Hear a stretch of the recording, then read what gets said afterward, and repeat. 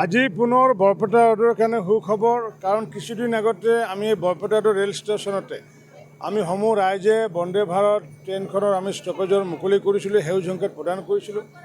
আজি মাননীয় প্ৰধানমন্ত্ৰী নৰেন্দ্ৰ মোদী ডাঙৰীয়াই গুৱাহাটীৰ পৰা ভাৰ্চুৱেলি আজি যি আমাৰ নিউ জলপাইগুৰি গুৱাহাটীলৈ যোৱা যিখন ট্ৰেইন, সেই ট্ৰেইনখনৰ সেউজ সংকেত প্ৰদান কৰি তেখেতে গুৱাহাটীৰ পৰা, আৰু গাড়ীখন আজি কোকৰাঝাৰৰ পৰা আৰম্ভ হৈছিলে।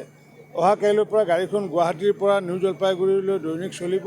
আৰু এইখনতো আজি আমি বৰপেটা ৰোডৰ যি ৰেল ষ্টেচনত আমি আজি সমূহ ৰাইজে একত্ৰিতভাৱে সেই সংকেত প্ৰদান কৰি পেলাই আমি নথৈ আনন্দিত।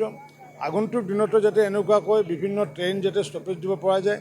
এই ট্ৰেইনখনৰ ষ্টপেজ খন্তেক পিছতে সৰুপেটাত, তাৰপিছত পাঠশালাতো হ'বগৈ।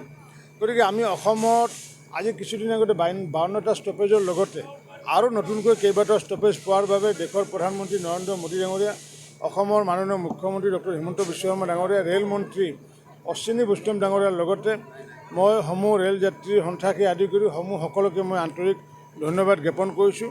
বৰপেটা ৰোডৰ ৰেল স্থানীয় ৰাইজকো মই আন্তৰিক ধন্যবাদ জ্ঞাপন কৰিছোঁ।